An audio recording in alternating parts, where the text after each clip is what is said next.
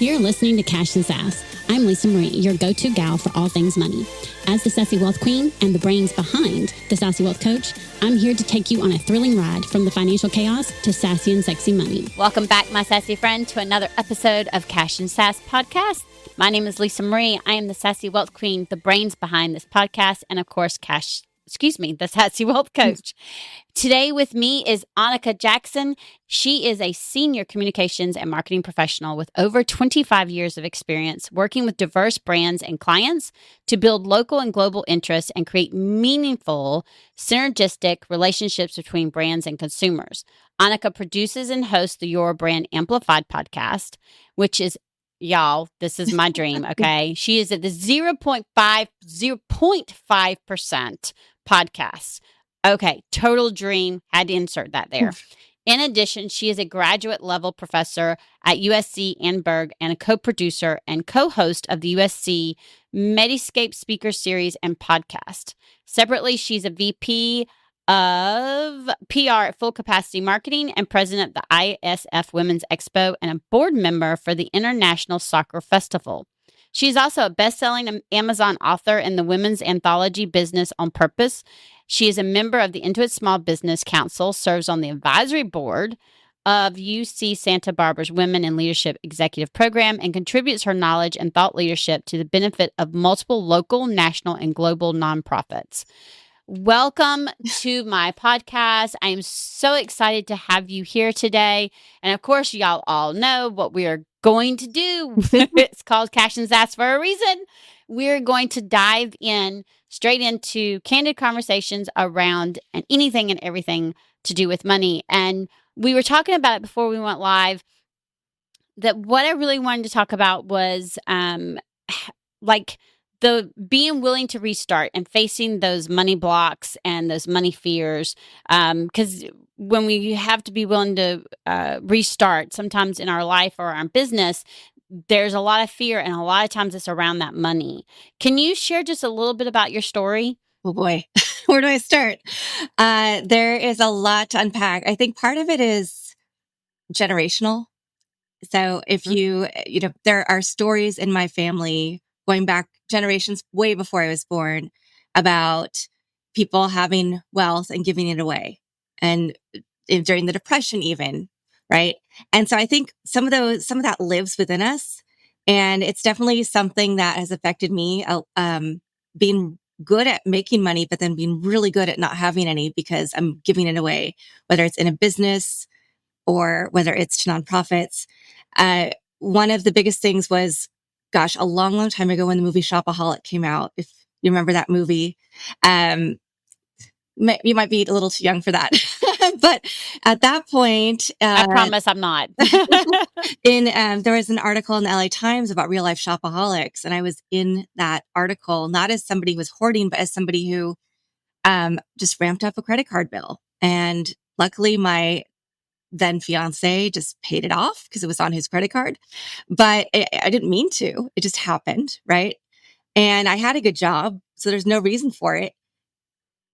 Jump up to being married, still like having money to manage my own, taking a step back from the world of work, getting divorced, having to figure out how to do all of that again, and being one of those people who was a smug married, who never thought I'd get divorced, never thought I'd have to deal with this, knowing in the back of my head that I needed to be smarter than that, right? But not being smarter than that. So rebuilding, gosh, it's been 8 years now that I've been rebuilding since that point, because I was a second wife, signed a bad prenup, had to figure out, what does work look like? Am I working for somebody else? Am I starting another business? Then what do you do when you get into the business? How do you make sure you're structuring it properly so that you have money in the business? You're not just giving it all away to employees, to taxes, to everything else. And I'm an eternal optimist. I also have ADHD. So I'm always thinking of new ideas and putting them out there. So it ended up with, in 2019, I moved from Houston back to Los Angeles, where I'd lived before. And I ended up accidentally starting a PR firm. But before that, I had to go really humble, and I moved back. I had a business in Houston, had to leave it. My ex did not help me move back. So I sold a whole bunch of stuff, got back, thought I was going to be in a better position, ended up going on food stamps. and having to go, you know what? It's okay. This is a resource. And it's really, really hard to do that. Yes. When you've been the person who used to have lots of money to donate to charities and be the person who was always the giving person, it's really hard to say it's okay for me to accept this help. And I did. And then I eventually, after being back here for 6 months, got a contract job with a PR firm. Then I started getting more business. Then the pandemic hit. I accidentally started a PR firm of my own and built it up really quickly. I wasn't thinking strategically. I wasn't taking the time to think, does it make sense to hire people in different states? And do I really need to hire them as employees? Can they just be contractors? Because then there's all this paperwork that comes with it. And if you don't know how to do it and you hire the wrong person who you think is doing the job and they don't, then you have a couple clients who don't get the grants that they thought they were going to get, or they decide that they're not going to pay you for the work that you have done and you've already paid your team for. You get stuck. And so since that time, I've been in this continuous state of, do I go take the job working for somebody else that pays 6 figures and get myself out of debt? Or do I just really lean into and believe in myself? And that's been a constant push-pull. I left a really good job at the end of December because I realized that I didn't match up quite with what the CEO was looking for. She wanted somebody working 78 hours a week to eventually take her role. I was also podcasting. I was also teaching graduate school in the evenings. My health was declining. I am a single mom. So I can't give somebody 70, 80 hours a week. My daughter is my all. She is my everything. She's the most important thing I will ever do. And I want to make sure she has my support and love at all times. So Yeah, absolutely. Yeah. So I quit that job. I also started grad school knowing that I'm going to be in another downward phase for a little bit, but I can rebuild. And also I can, use that. Going to grad school will help me become a full-time professor. So now I have grad school. I'm teaching a little bit. I get some revenue from my podcast, but takes time to get paid out for that. So I'm back in a rebuilding stage again, which probably when we initially started talking about me coming on the podcast, I was probably a little bit higher up. But I think the point is what you said for my bio sounds like really impressive, probably. Like when I hear it, I'm like, wow, I have done a lot. But it doesn't matter what it sounds like. The reality is I'm still spinning my wheels. I'm still figuring out how to say no, how to limit the other opportunities, because I have still been like, yes, I can do that. Yes, I can do this. Okay. How do I take back some of that energy and put it into my own, keeping my money? Right. And that has been one of my biggest blocks is whenever I have money, something happens to my dogs get sick. And that's a few $1,000s. Or a nonprofit that I work with doesn't have any funding. They need to feed the kids. Something happens. And so that's one of the biggest reasons. I love everything that you stand for. I love what you do. And I was really excited to come on and talk about this because I love that. Thank you. Well, it is. And I'm going to also state for the listeners, not only is it hard to go and ask or to receive the help with food stamps, it's also hard to ask, even if you've never had a lot of money, which anybody goes on my website and reads it, they'll know. You can't tell me anything that surprises me. Okay. It's not going to happen. I've done it, seen it, or been through it all, I think. And I had to get on food stamps as well. Again, it's no secret. A lot of people are like, why do you tell people that? Because I think money needs to be talked about. Yes. I think it needs to stop being a taboo subject. It needs to be in the forefront. And honest to God, we need to have some honest communication about it so people know that it's okay, that shit happens. I mean, excuse my French, life happens, shit happens. However you want to look at it, it happens.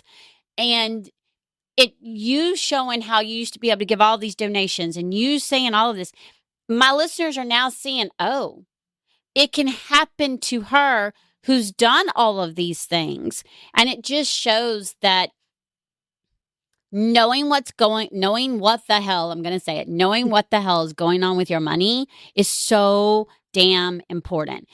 And along with that, being able to say no. Because I think what it is with you, you're wanting to do all the things. You're like, oh, I've got this money, so I want to do all the things. And what's happening is because it's not being strategic and it's always going out, then all of a sudden you're doing all the things. And the next thing you know, you need it for something. And you're like, oh shit, there is no money. Yeah. Right. And you're like, wait, whoa, oh crap. I said yes to everything instead of saying no. And so it's really important to understand that's, being strategic with your money. I don't mean hoard it forever. I don't mean don't spend it.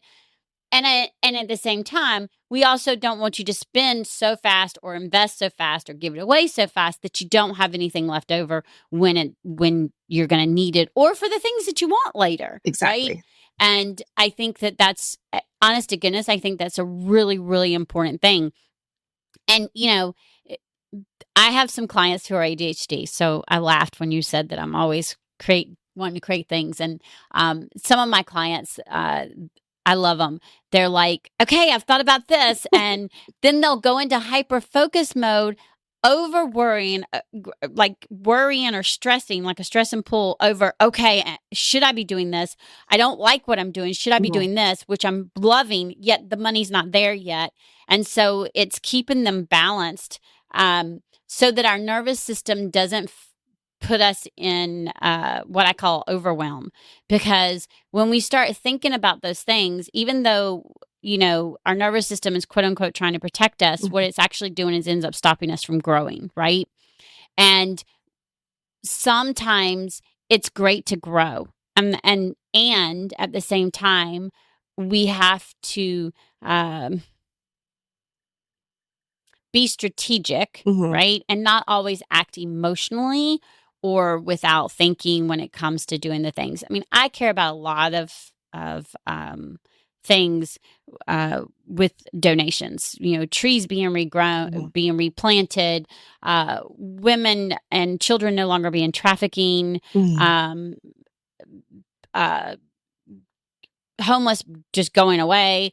There's several things. The two that I'm very, very passionate about is the trees being replanted because we use a lot of trees, y'all. And that's just a fact.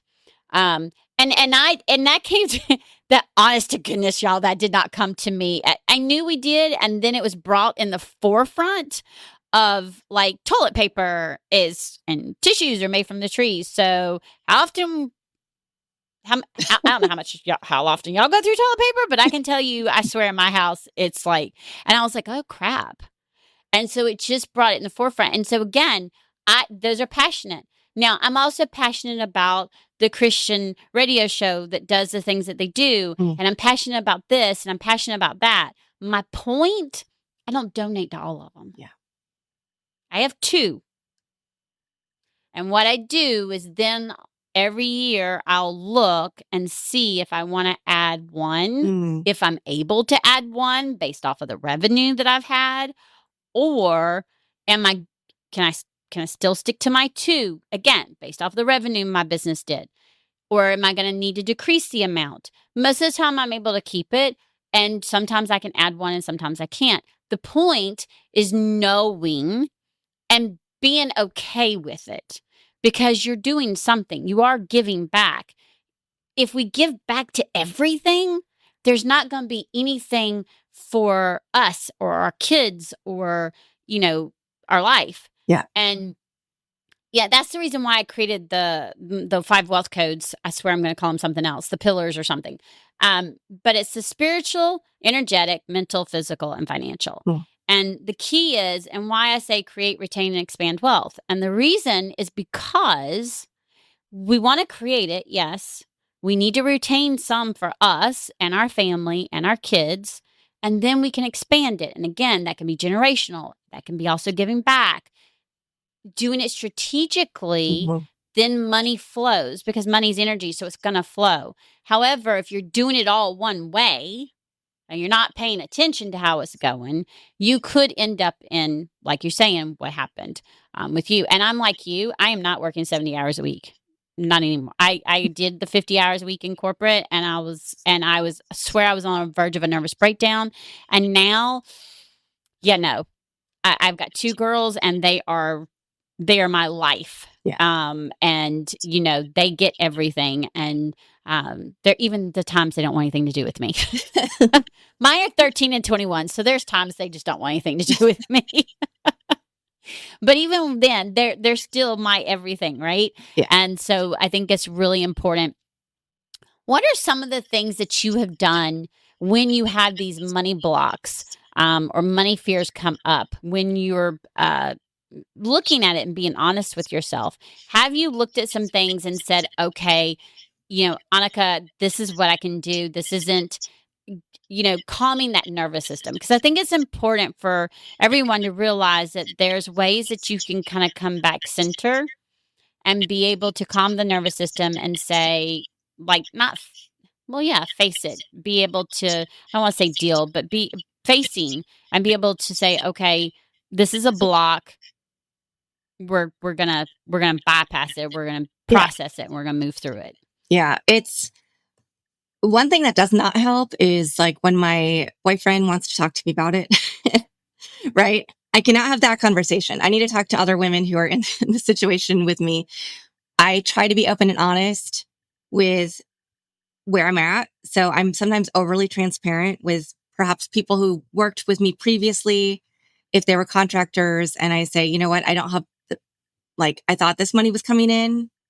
It hasn't come in yet. This is what I was using to pay you. So let's stop work. I've been getting better about, let me not add on more debt that I owe to other people to help me with things. Let me find other systems to do them, or just put them on the side.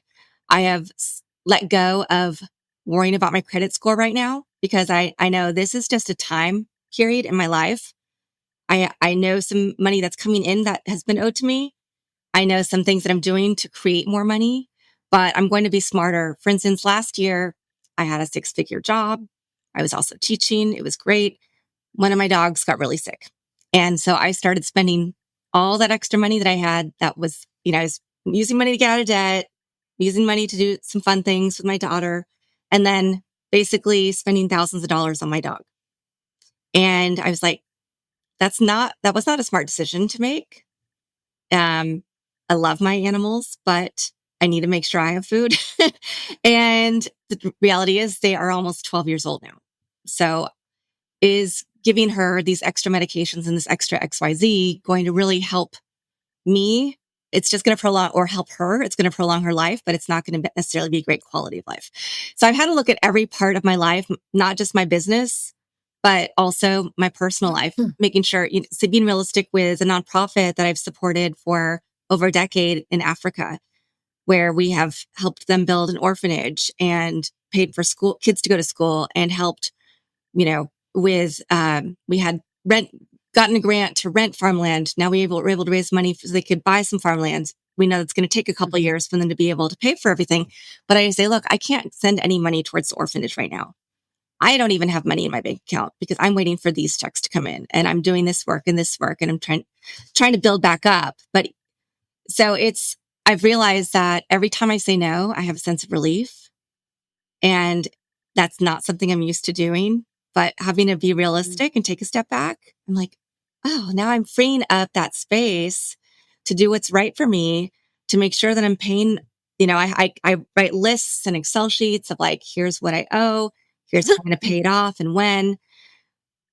It's an ongoing process, as we were talking about before we jumped on. It's never finished. Even when I've had more money and built things back up, there's still always stuff that wants to.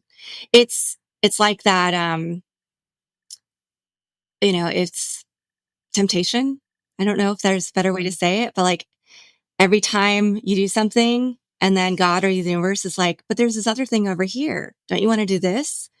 And if you get led astray, or you pay more attention or money into that thing, and you get off your path and your purpose, then it doesn't go well.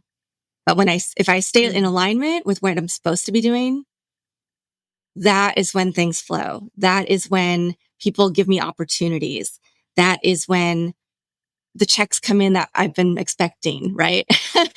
So it's constant push pull, because sometimes those shiny baubles look like they're supposed to be the right thing for you. Yeah. I call I call them shiny object syndrome, and I don't Yes. believe they're coming from the universe. I just believe that they're popping up to test us. Yes. I believe that the universe wants you to be aligned with your values and your goals and your desires. And when we're aligned, and you said it perfectly, when we're aligned, that's when the money starts flowing in. It's us recognizing, oh, that's a shiny bubble, that's a shiny object, that's going to deter me. No. Instead of us saying yes, and then we're like, oh crap, I said yes, now I got to do this and this and this. And then we get overwhelmed, and then we're not able to concentrate on what we were concentrating on, and we get out of alignment, right? And so when we're able to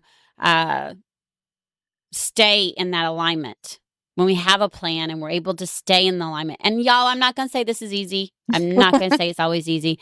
Okay, look, I've been doing this for many, many years, and I still have to remind myself, no, that's a shiny object. No, you can't support that person. You can't support that thing right now. And that doesn't mean you can't in the future. And that's the cool thing about it.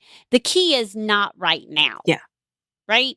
And saying not right now and feeling that relief, because now you're in alignment with yourself still, right? Mhm. And you're all of a sudden, oh, okay, that felt good. And you're like, I should have been doing this more often. Yes. Because we're like, we feel bad for saying no. Yes. Say no. I get told no all the time. It's not a bad thing, too. It's not a bad thing. And a lot of times it's just not right now, right? You know, again, we all get told no, right? You know, my coach was talking about it, and he said every no leads to a yes. Mhm. And that sometimes the most powerful thing that we can do is say no. What he suggests, and this is what I love, is make it powerful.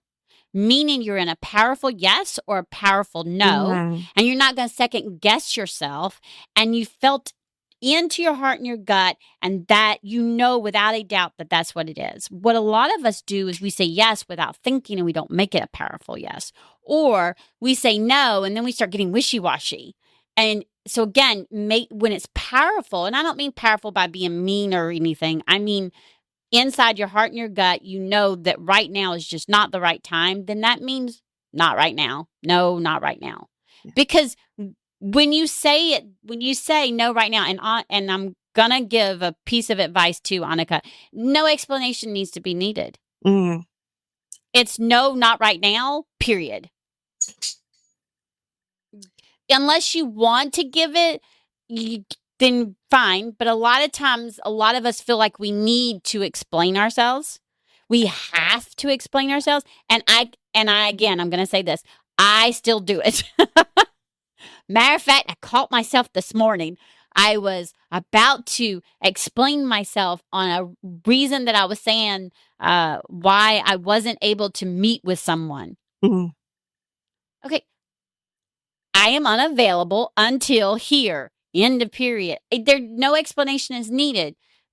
Because honest to goodness, it's none of their business. Yeah. Now, if it's someone that you've had, a relationship with for a while, and they ask, hey, is everything okay? Or what's up? Or if you want to give a little detail, fine. But one of the things I was noticing with you is, when we're having this conversation, is you're like me, you feel like you need to give a little more explanation. And honestly, we don't have to, because then it's like we're disempowering ourselves from Gotcha. saying no. It's harder for us as women. Yes, I was about to say, because as women, it is really hard. I don't know why, but it's really hard. And when we feel into that, we in no way, shape, or form should be disempowering ourselves. And that's the reason why, again, the Cash and Sass podcast exists. That's the reason why I'm adamant about women being able to stand on their own 2 feet, whether they need to or not, because we should be empowered. There's a lot more of us that they're entrepreneurs and now own businesses than ever before. And we should be empowered with our money so that we can be empowered with the decisions we're making and the impact we're going to make. 100%. And I think that that's just a really big thing. If there was a listener anywhere that was going, okay, I found myself all of a sudden at rock bottom and I don't know how to face that block or that fear and like, can I restart? What's the one piece of advice you would give? Being there, having been there before, what's the one piece of advice you would give? You can always restart. You can always restart. What's been really great for me lately is that, you can get stressed about all the chaos going on. Oh, you have this bill you can't pay. You have this bill. But number one, be open and honest. If you have a credit card and you can't make the payment right now, talk to them. Don't just let it be. Don't just let it slide, because they will work with you. If you have anything that's going on in your life, the more honest you can be, and you don't have to overshare. But the more you can say, this is not going to fit in my budget right now, or I can't do this, or I need to focus on XYZ, and still I'm still oversharing. I'm still not just saying no. But there's always something that's going to appear that's going to help you. Whether that, I didn't realize I needed to go on food stamps until I went to a Walmart grocery store after I dropped my daughter off at school. And I couldn't, my card was declined because a bill had gone through that I was expecting to come up through the next day after I got paid. The manager felt called to buy me some groceries that day. And that is what made me go, okay, I need to take a hard look at myself. I need to accept help, and I need to realize that it's okay to accept help. So accept help, be willing to be really brutally honest with yourself, be brutally honest with those around you, and take care of yourself first. We're so bad about that as women. If you don't put yourself first, nobody else is going to. Nobody else is going to. They're going to take from you as many times in as many ways as they can. So put yourself first and feel that power that Lisa Marie is talking about. Once you feel that, you start building back up. And whether it happens slowly, it's going to happen slowly, and you're going to stumble and fall, but it is going to be a beautiful journey. And you're going to look back. And now I'm turning 50 this year. And I look at myself and go, I finally know what I want to do when I grow up. And I feel more in my power than I ever have felt, because I've realized over the past 8 years how to start saying no, how to put myself, and really in the past 2 years, how to put myself first, how to be realistic. I've done the same. And by the way, I'm 51. So love it. and it's been the last 2 or 3 years that I've and you're right. Here's the thing. When we put ourselves first, everybody else is going to be taken care of better from us because we're overflowing and we can give them the extra. Yeah. When we put everyone else first, we start running empty and there's nothing else to give. And then our health starts declining, our mental health, our physical health, our spiritual health, 5 wealth codes, all of it just gets affected. And so the piece of advice I have is from that is you can restart. Know that it might not be easy, and it can be done. I've done it several times. It can be done. It's a lot easier when you have someone who can support you through it. Yeah. And it can be done. And the biggest thing I say is you have to turn inwards. And Anika's right. You've got to be brutally honest with yourself. And I'm going to take a step further. I don't care if you're honest with anyone else. You can lie to everybody else if you want to. The one person you have to be brutally honest with is yourself. Because if you're not honest with yourself on where the situation is, then you won't be able to restart. And being honest with yourself is getting down, nit and gritty with those numbers. And that means looking at statements and looking at, okay, how much revenue is actually coming in, or personal, how much money is coming in, how much money is going out. Is there stuff that's going out that I can temporarily stop, or I can cut back on? Or am I frivolously spending and that just needs to stop? Is there a way I can have a plan and I can put a plan in place? Is there someone that I can work with that can help me put a plan in place? Which, by the way, that's what I do.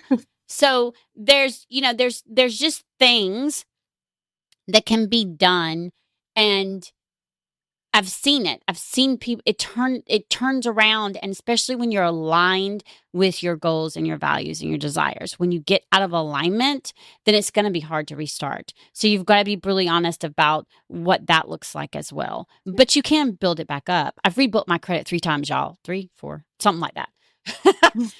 and I'm like you right now. I've stopped looking because earlier this year, I've been very honest about it.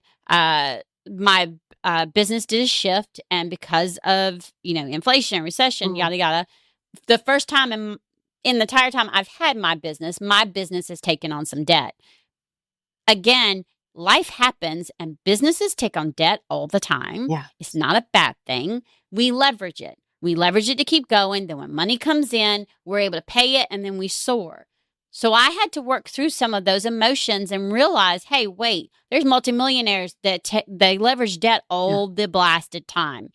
And yet our society makes it sound like it's a bad thing. Yeah. What's bad is when we're not strategic with it, and we're not responsible and disciplined about how we're doing it. And so I had to be honest with myself and say, okay, can I do this strategically? Mm-hmm. Yes. Can I do this responsibly? Yes. Is this going to affect my credit score? Absolutely. Am I okay with that? Yep. Gonna stop monitoring it temporarily. And I did. I canceled the subscription so I wouldn't go and be able to see it, because I would end up beating I know me. I'd end up beating myself up over it. And that's not helping anything, right? So you have to be, again, that brutal honest with yourself. Okay, am I okay with this? Yes. Do I have a plan in place? Yes. What do I need to make sure stop or not look at anymore in order that I can focus on what's in front of me, so I don't have something making that me going to make myself feel bad, right? I'm the one that's going to do it by looking at something. Okay, I know I'll do that. So let's cancel that subscription so it can't show me. That way there's nothing for me to look at. And I think that that's just really, really important. Anika, you have a free gift for my listeners. Will you please tell them about that? Yes, I have a couple things. One is the book that you mentioned earlier. I'd love to send people the book via PDF or my chapter to really get more into the story. It's all inspiring stories of women. And then the other one is I'm happy to give a free consult. So I love to speak, especially to women who are entrepreneurs or trying to figure out their what next. I have really low cost, great tools that I use that can help you with, I've done PR, digital marketing, brand strategy, all of those different things. So I'm happy to talk to anybody, anytime. Let's just talk and see where you're at, what you need, and let me help you, give you some resources that you can use that aren't going to take a lot of time or money, but can hopefully help you get to the next stage. Yeah. And getting to that next stage is really important, right? I truly appreciate you being on the show. And my sassy friends, I hope you got some gold nuggets out of this. That the one thing that you take away is, yes, you can rebuild. It's okay to ask for help and accept help. And of anything, be honest with yourself, because that's what's going to help you be able to be rebuild when you're taking care of yourself and you're honest with yourself. And until next time, my sassy friends, stay sassy. We'll see you later. Bye. Thanks for joining us this week on Cash and Sass. Check us out on social media and on our website at www.transcendentwealthco.com, where you can download my free Money Story Start Guide. The website again is www.transcendentwealthco.com. And as always, subscribe to the show to catch every new episode and leave us a review so we can continue to bring you fresh content. And remember, yes, it is possible to have sassy and sexy money. See you next week.